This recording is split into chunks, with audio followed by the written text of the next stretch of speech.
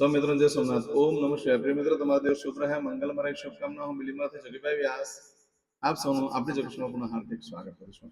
મિત્રો, આજ રોજ જોઈશું આજનો શુભ પંચાંગ। આજે તારીખ છે 27/8/2026 ને ગુરુવાર।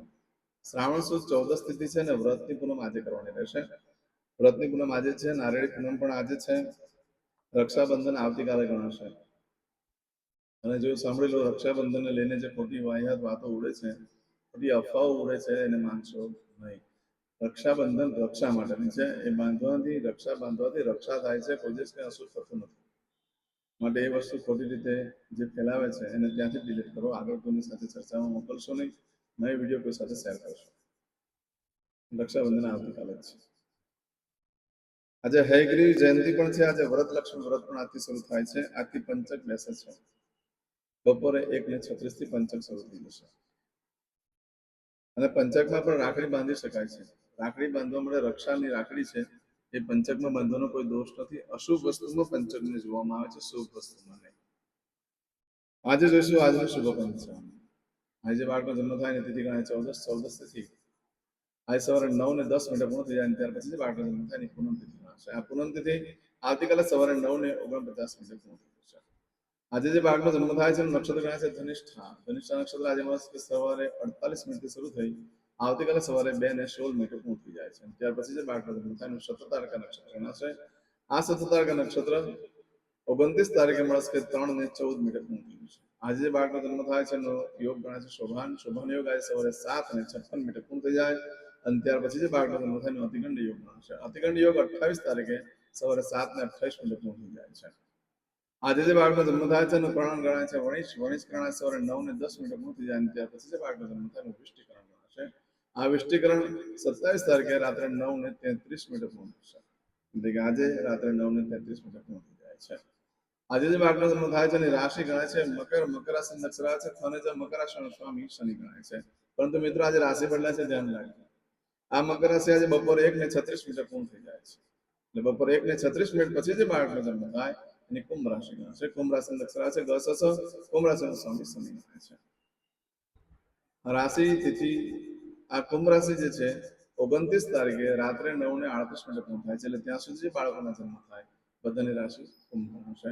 આ રાશિ તિથિ નક્ષત્ર કર્ણમાં જેનો જન્મ છે ચોક્કસ પૂજા વિધિ કરી લો, જીવન સરળ બની જશે। આજે જે કોઈ મારા સબસ્ક્રાઇબ મિત્ર, મારા ઘર પરિવારમાંથી કોઈ પણ સદસ્યની વર્ષગાંઠ છે, મેરેજ એનિવર્સરી છે, બધાને મારી ઘણી શુભકામના। તમારા જીવનમાં ખૂબ પ્રગતિ નથી થાય। આજે ઉઠીને સવારમાં હાથથી સૂચન કરી લો, આખું વર્ષ તમારું સુંદર રીતે વ્યતીત થશે। આજે કોઈ પણ મારા સબસ્ક્રાઇબ મિત્ર યા મારા ઘર પરિવારમાંથી કોઈ પણ સદસ્યના ઘરમાં આજે કોઈની પુણ્યતિથિ હોય તો આજના દિવસે ભિક્ષુકને ભોજન કરાવો, ગાય કૂતરાને કાગડાને ખવડાવો, બ્રાહ્મણોને અન્નદાન કરી દો। તે સિવાય મંદિરે જવાનું, ભગવાન શિવના પીપળાની ઝાડની પડતે દૂધ જવ પાણી ચડાવી એક દીવો કરી વિષ્ણુ ભગવાનને પ્રાર્થના કરવાની પીપળા પાસે કે મારા પિતૃને તૃપ્ત કરો, પછી ચોખ્ખું પાણી મહાદેવને ચડાવી। આમ કરવાથી પિતૃ તૃપ્ત થાય છે।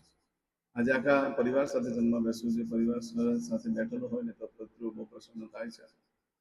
આજના દિવસે જે કોઈ મારા સબસ્ક્રાઇબ મિત્ર, મારા ઘર પર કોઈ પણ સદસ્ય કોઈ જગ્યા પર નોકરી ધંધા માટે જઈ રહ્યા છે, કોઈ વેપાર વ્યવસાય માટે જઈ રહ્યા છે, આજે કોઈ યાત્રા પ્રવાસ માટે જઈ રહ્યું છે, કોઈ વિદેશમાં જઈ રહ્યું છે, કોઈના ઓપરેશન હોય, કોઈની ડિલિવરી હોય, કોઈની સગાઈ, કોઈની છોકરીની પૂજા હોય, તો કોઈ પણ કાર્ય કરવા જતા પહેલા આજે આપણે ચોક્કસ સ્ટેશન ઉપર જઈ આજે વારનું શોપન કરીને પછી જજો તો તમને સારી સફળતા મળશે। આમ તો આજે તમે ઘરેથી નીકળો છો તો ગુરુ મહારાજને વંદન કરી નીકળો। કોઈ ગુરુ ના કર્યા હોય તો ભગવાનને સૌથી પહેલા ગુરુ પણ એ પછી આપણે માતા પિતાને વંદન કરી નીકળો। ઘરમાં દેવસ્થાનમાં ભગવાનને પગે લાગીને નીકળવાનું કે મારા કાર્યમાં મને સફળતા પાવજો, મારી સાથે રહેજો।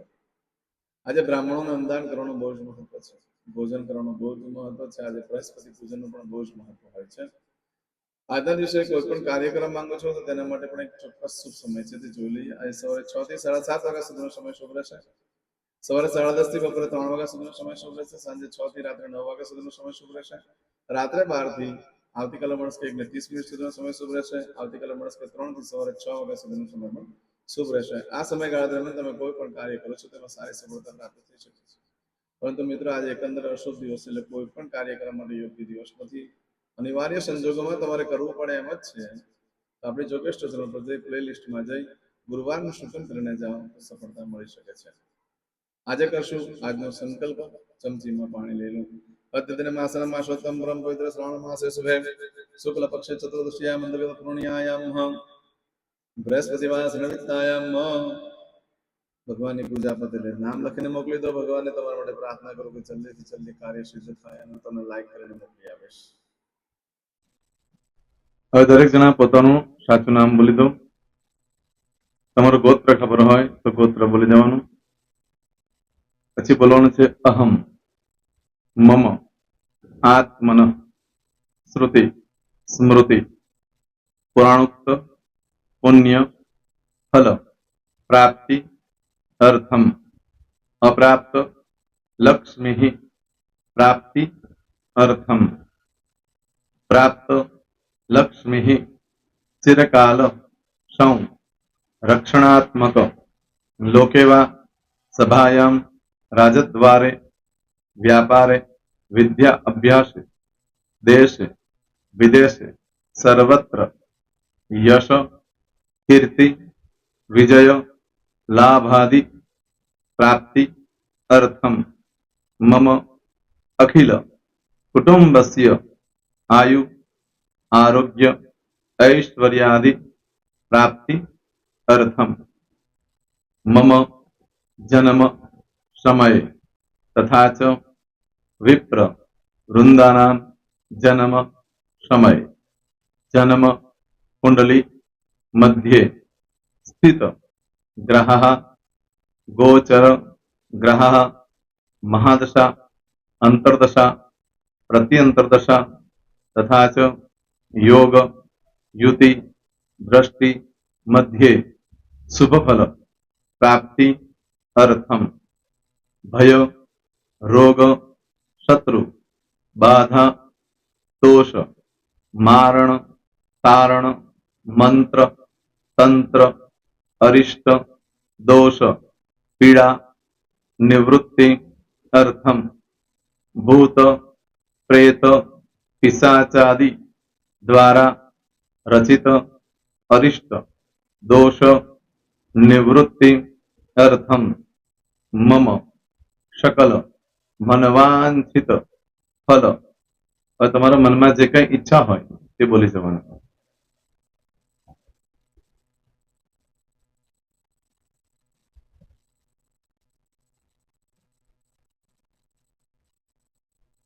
બોલવાનું અનુસારતઃ सकल मनवांछित फल प्राप्ति अर्थम.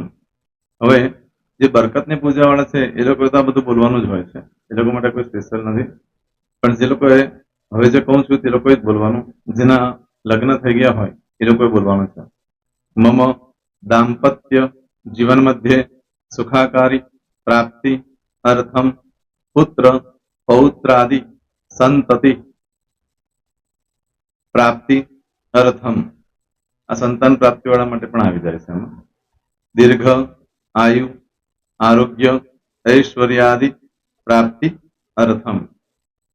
तथा च હવે જેના લગ્ન નથી થયા તે લોકોએ બોલવાનું. મમ જટટી વિવાહ योग प्राप्ति अर्थम विवाह पश्चात दाम्पत्य जीवन मध्य सुखाकारी प्राप्ति अर्थम. હવે જે લોકોને સંતાન પ્રાપ્તિ નથી, જે લોકોને સંતાન પ્રાપ્તિ છે કરવી છે એ લોકોએ બોલવાનું.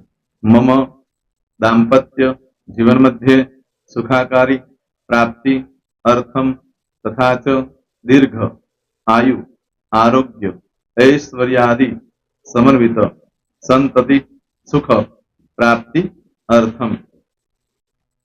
હવે જે અભ્યાસ કરી રહ્યા છો છોકરા વિદ્યાર્થીઓ છે તે લોકોએ બોલવાનું છે. મમ વિદ્યા અભ્યાસ મધ્યે ઉત્તરો ઉત્તર પ્રગતિ ઉન્નતિ सानुकूलता पूर्वक दिव्य सफलता प्राप्ति अर्थम. और जो लोग विदेश में जवा मांगता हो के सीट में जवा मांगता हो, मतलब भारत देश ने बहार जने धंधो व्यापार करवा मांगता हो ए लोग अथवा विदेश जवा मांगता हो कायम माटे ए लोग बोलवानुं. मम जटटी विदेश गमन योग प्राप्ति अर्थम विदेश गमन कार्य मध्य सानुकूलता पूर्वक दिव्य सफलता प्राप्ति अर्थम. હવે આરોગ્ય વાળા બોલવાનું છે, જેને આરોગ્યની પૂજા આપેલી હોય એ લોકોને. એમ તો દરેક જણા જ બોલવાનું. બોલો. મમ આયુ આરોગ્ય ઐશ્વર્યાદિ પ્રાપ્તિ અર્થમ.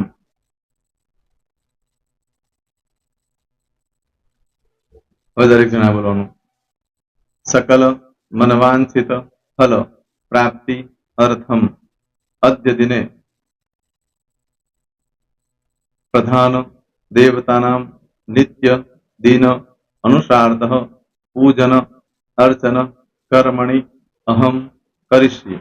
પાણીવાળી થાળીમાં પાણી મૂકી દેવાનું છે. હવે તમારી બધી પૂજા જે મેં આપેલી છે એ પૂજા થઈ જાય, અથવા તો તમે રોજ પૂજા કરતા છો, મારી પાસેથી નથી લઈ ગયા, એ પૂજા થઈ જાય પછી ફરી પાછી ચમચીમાં પાણી લેવાનું. અહીંયા વિડીયોને સ્ટોપ કરી દેવાનું. પૂજા પતે એટલે પાછું આગળનું કરવાનું છે. અહીંયા વિડીયો સ્ટોપ કરી દેવાનું અને પૂજા પતે એટલે બોલવાનું છે. વિષ્ણવે વિષ્ણવે વિષ્ણવે નમો નમઃ. વિષ્ણુ સ્મરણા સર્વમ પરિપૂર્ણ અસ્તુ. એતાની ગંધ પુષ્પ ધૂપ દીપ નૈવેદ્ય તાંબૂલ પ્રદક્ષિણા સહિત પ્રણુ મમ સકલ મનવાંછિત ફલ પ્રાપ્તિ અર્થમ પૂજન અર્ચન પ્રિયતાન નમમ. પાણી મૂકી દેવાનું, પાછું પાણી લેવાનું. પૂજન અર્ચન બ્રહ્માર્પણમસ્તુ. નીચે જમીન પર પાણી મૂકો, એમાં આંગળી ઘસી કપાળમાં તિલક કરી દો. કપાળમાં જમીન પર પાણી મૂક્યું છે એમાં. ત્યાર પછી ભગવાનને કહેવાનું કે હે પ્રભુ, આજે પૂજા કરતા કઈ પણ પ્રકારની ભૂલચૂક થઈ ગઈ હોય તો અમને ક્ષમા કરજો. અમે તમારા બાળક છીએ. પ્રભુ, તમારો ખૂબ આભાર માનું છું. આજે મારી પાસે તમારી પૂજા કરાવી, મારી મનોકામના પૂર્ણ કરી.